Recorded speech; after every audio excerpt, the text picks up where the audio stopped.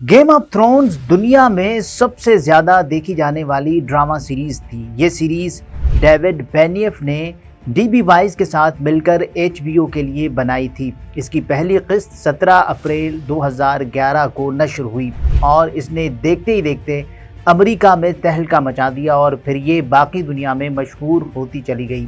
Game of thrones के 8 seasons और 73 किस्तें आ चुकी हैं। आखिरी किस्त 19 मई 2019 को नशर हुई और उसके बाद नाजरीन आज तक 90वें सीज़न और 74वीं किस्त का इंतज़ार कर रहे हैं। इसके इब्तदाई सीजन्स क्रोएशिया और आइसलैंड में फिल्माए गए थे। सिर्फ इस शूटिंग की वजह से क्रोएशिया और आइसलैंड में सयाहत की इंडस्ट्री डेवलप हो गई और ये दोनों मुल्क अब टूरिज़म से अरबों डॉलर्स कमा रहे हैं। इसके कुछ हिस्से स्पेन, माल्टा, मोरक्को और कनाडा में भी शूट हुए, जिसके बाद इन लोकेशंस की वैल्यू और सयाहत में भी इजाफा हो गया और मकामी आबादी को करोड़ों रुपए का फ़ायदा होने लगा। गेम ऑफ थ्रोन्स ने दुनिया जहां के अवार्ड्स भी हासिल किए और इसे दुनिया की कामयाब तरीन और महंगी तरीन सीरीज़ का एजाज़ भी मिला। अब सवाल ये है, गेम ऑफ थ्रोन्स की कामयाबी की वजह क्या थी? इसकी सबसे बड़ी वजह तजस्सुस और लम्हा ब लम्हा बदलती हुई सूरत हाल थी। आप अगर एक बार ये सीजन्स देखना शुरू कर दें तो तजस्सुस आपके जहन को जकड़ लेगा और आपको हर किरदार आखिरी महसूस होगा। एक विलन मरेगा तो आप महसूस करेंगे सीरीज़ ख़त्म हो गई, लेकिन इसके साथ ही दूसरा किरदार आएगा और वो पहले किरदार से ज़्यादा आपकी तवज्जो खींच लेगा।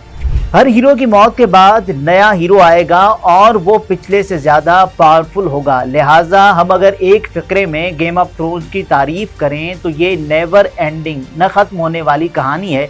इसमें एक के बाद दूसरा और दूसरे के बाद तीसरा किरदार आता है और ये पहले से ज़्यादा जालिम, ताकतवर, खौफनाक और साजिशी साबित होता है। ये बिल्कुल ऐसे है जैसे इंसान ये सोच ले क़यामत के बाद खेल ख़त्म हो जाएगा, लेकिन उसे फिर पता चले क़यामत के बाद भी एक क़यामत होगी और वो पिछली से ज़्यादा होलनाक है, तो उसका क्या बनेगा? गेम ऑफ थ्रोन्स एक ऐसी ही सीरीज़ है जिसमें क़यामत के बाद एक और क़यामत आती है और ये फैसला मुश्किल हो जाता है हीरो कौन था और विलन कौन, और ये विलन ज़्यादा जालिम था या पिछला या आने वाला उसका भी बाप साबित होगा। मुझे बदकिस्मती से पाकिस्तान भी इस वक्त एक ऐसी गेम ऑफ थ्रोन्स महसूस हो रहा है जिसमें हर बार हर किरदार के बाद महसूस होता है खेल अब ख़त्म हो गया है, अब मुल्क में इस्तेहकाम आ जाएगा, अब कोई धरना, कोई मुजाहरा नहीं होगा। लेकिन अगले दिन धरने याजूज माजूज की दीवार की तरह दोबारा रास्ते में खड़े होते हैं। गेम ऑफ थ्रोन्स का ताज़ा सीज़न 2007 में वकला की तहरीक से शुरू हुआ था, जिसके बाद जनरल परवेज़ मुशर्रफ ने यूनिफॉर्म उतार दी। बेनज़ीर भुट्टो और मियां नवाज शरीफ वापस आ गए और इलेक्शन का वक्त आ गया। कौम ने उस वक्त सुख का सांस लिया, सबका ख्याल था इलेक्शंस होंगे, जनरल मुशर्रफ चला जाएगा, अदलिया बहाल होगी और इस्तेहकाम आ जाएगा। लेकिन फिर मोहतरमा बेनज़ीर भुट्टो शहीद हो गई और सिंध में पाकिस्तान न खप्पे के नारे लग गए, सैकड़ों प्रॉपर्टीज जला दी गई। बहरहाल आसिफ अली जरदारी की मेहरबानी से वो तूफान सिमट गया, इलेक्शंस हो गए और दोनों अजली दुश्मन पार्टियों पीपल्स पार्टी और नून लीग ने मिलकर हुकूमत बना ली। कौम ने फिर सुख का सांस लिया, मगर ये इत्तेहाद बमुश्किल 1.25 माह चल सका। उसके बाद एक बार फिर ओए तू शुरू हो गई। अदलिया बहाली तहरीक में भी जोर आ गया। वकला और जज रियासत को माँ जैसी बनाने के लिए सड़कों पर निकल आए और मियां नवाज शरीफ ने अपना वजन जजेस के पलड़े में डालकर सूरत हाल को मजीद डरावना बना दिया। बहरहाल तवील तरीन जलालत के बाद जस्टिस इफ्तिखार मोहम्मद चौधरी बहाल हो गए और PCO जजेस फारिग हो गए। कौम ने फिर सुख का सांस लिया, लेकिन फिर देखते ही देखते इफ्तिखार मोहम्मद चौधरी ने तलवार निकाली और लोगों के सर कलम करके अपनी मेज़ पर रखना शुरू कर दिए। सुप्रीम कोर्ट सर्कस बन गई और उसने किसी को अमन और सुकून से ज़िंदगी नहीं गुजारने दी। मुल्क में इस दौरान दहशत गर्दी स्टार्ट हो गई, तालिबान ने मुल्क की बुनियादें हिला दी और दूसरी तरफ जनरल पाशा की मेहरबानी से इमरान खान का ज़हूर हो गया और उसके बाद अल्लाह दे और बंदा ले। एक तरफ तालिबान ने तबाही मचा दी और दूसरी तरफ इमरान खान ने खोपड़ियों के मीनार बना दिए। कौम ने बड़ी मुश्किल से आसिफ अली जरदारी के 5 साल पूरे किए। इस दौरान सुप्रीम कोर्ट से روز کوئی نہ کوئی بری خبر آتی تھی اور عوام کی چیخیں نکل جاتی تھیں۔ 2013 کا الیکشن ہوا، میاں نواز شریف نے وفاق اور پنجاب میں حکومت بنا لی، بانی پی ٹی آئی کو کے پی اور پیپلز پارٹی کو سندھ مل گیا۔ قوم نے پھر سکھ کا سانس لیا، ہمارا خیال تھا اب استحکام آ جائے گا، لیکن پھر خان سڑکوں پر آ گیا اور اس نے دھرنوں کے ذریعے ملک کی مت مار دی۔ یہ اپنے ساتھ سوشل میڈیا، یوتھیے، دھرنے اور نفرت لے کر آئے اور ان ہتھیاروں سے ملک کی بنیادیں کھودنے لگے۔ اس دوران جسٹس ثاقب نثار، جنرل فیض حمید کا ظہور بھی ہو گیا۔ یوں عمران خان، جنرل فیض حمید اور جسٹس ثاقب نثار کا ٹرائیکا بنا اور اس نے پھر کسی کو آرام سے سونے نہیں دیا۔ قوم کے وہ 5 سال بھی مکمل برباد ہو گئے۔ گیم آف تھرونز کے اس سیزن کے آخر میں 2018 کے الیکشنز ہو گئے اور خان کی حکومت بن گئی۔ یہ حکومت پچھلی حکومتوں سے مکمل مختلف تھی۔ بانی پی ٹی آئی اور اسٹیبلشمنٹ ایک پیج پر تھے۔ اپوزیشن مکمل طور پر فارغ ہو چکی تھی۔ نواز شریف کو جیل سے نکال کر لندن بھجوا دیا گیا تھا۔ نون لیگ کے باقی تمام لیڈرز جیلوں میں تھے اور آصف علی زرداری گھٹنوں تک فیک اکاؤنٹس کے مقدموں میں دھسے ہوئے تھے اور میڈیا اور سوشل میڈیا بھی حکومت کے کنٹرول میں تھا، لیکن اس کے باوجود خان نے کسی کو سانس نہیں لینے دیا۔ انڈسٹری اجڑ گئی، اکانومی برباد ہو گئی، سفارتی تعلقات تباہ ہو گئے اور رہی صحیح کسر عثمان بزدار اور محمود خان نے پوری کر دی۔ اس کے بعد عمران خان ہٹاؤ پروجیکٹ شروع ہو گیا۔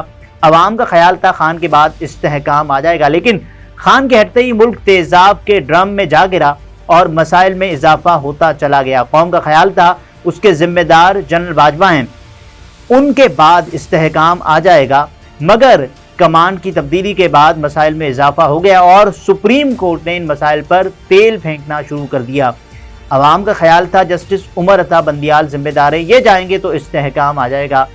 بندیال صاحب چلے گئے اور قاضی فائز عیسیٰ آ گئے، لیکن بحران میں مزید اضافہ ہو گیا۔ قوم کا خیال تھا 2024 کے الیکشن کے بعد اچھا وقت آ جائے گا، لیکن الیکشنز کے بعد آگ مزید بھڑک گئی اور اب یہ کہا جا رہا ہے کہ 26ویں آئینی ترمیم کے بعد ہر چیز ٹھیک ہو جائے گی۔ لیکن آپ پچھلے 2 ہفتوں کی کارروائیاں دیکھ لیں، ہر دن عدم استحکام کا آخری دن محسوس ہوتا ہے، لیکن شام تک صورتحال مزید گھمبیر ہو جاتی ہے۔ لہٰذا مجھے یوں محسوس ہوتا ہے آئینی ترمیم کے بعد گیم آف تھرونز کا کوئی نیا کردار سامنے آئے گا اور وہ پچھلے تمام کرداروں کو مات دے دے گا۔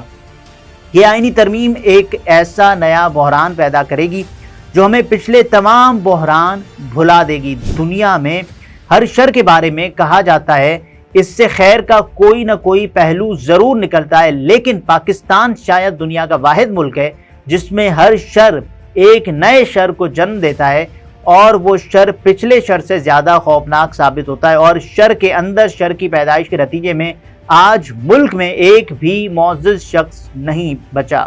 تمام شخصیات اور تمام عہدے متنازع ہو چکے ہیں، اتھارٹیز کا خوف بھی ختم ہو چکا ہے اور ریاست کی رٹ بھی۔ آج بے یقینی کی یہ حالت ہے، لوگ صبح اٹھ کر ایک دوسرے سے پوچھتے ہیں کیا سڑکیں کھلی ہوں گی اور کیا ہم اسکول، کالج، مارکیٹ اور دفتر جا سکیں گے، اور اگر خوش قسمتی سے لوگ باہر چلے جائیں تو گھر والوں کو ان کی واپسی کا یقین نہیں ہوتا۔ ہم اے آئی کے دور میں زندہ ہیں، لیکن ہمارے موبائل فون کس وقت بند ہو جائیں اور انٹرنیٹ اور وائی فائی کس وقت جواب دے جائے ہم نہیں جانتے۔ سڑکیں بند ہونا اور ٹریفک جیم ہونا روٹین بن چکی ہے، اور ان کے ساتھ ساتھ لیڈروں سے لے کر عوام تک پورا ملک اخلاقیات کے خوفناک بحران کا شکار ہو چکا ہے۔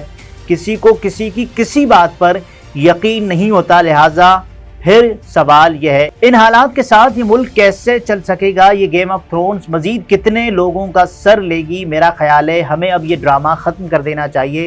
ہم جو کرنا چاہتے ہیں ایک ہی بار کر دیں اور روز روز کا سیاپا ختم کریں۔ کم از کم سڑکیں تو کھلی ہونی چاہیے اور انٹرنیٹ اور فون سروس تو ہونی چاہیے تاکہ کاروبار حیات چل سکے۔ یہ آئین اور ایکسٹینشن کا مسئلہ بھی ایک ہی بار ختم ہونا چاہیے، جس کو جو چاہیے اسے تایید دے دیں تاکہ استحکام آ سکے، تاکہ گیم آف تھرونز ختم ہو سکے اور تاکہ ہماری نسل چند سال ہی صحیح لیکن سکھ کا تھوڑا سا سانس تو لے سکے، لیکن شاید یہ ہمارے نصیب میں ہی نہیں ہے۔ ترامیم کے بعد اب جج استعفے تیار کر کے بیٹھیں اور یہ جس دن استعفے دیں گے اس دن گیم آف تھرونز کا اگلا سیزن شروع ہو جائے گا، اور اس سیزن میں کس کس کا سر جائے گا ہم سردست کچھ نہیں کہہ سکتے۔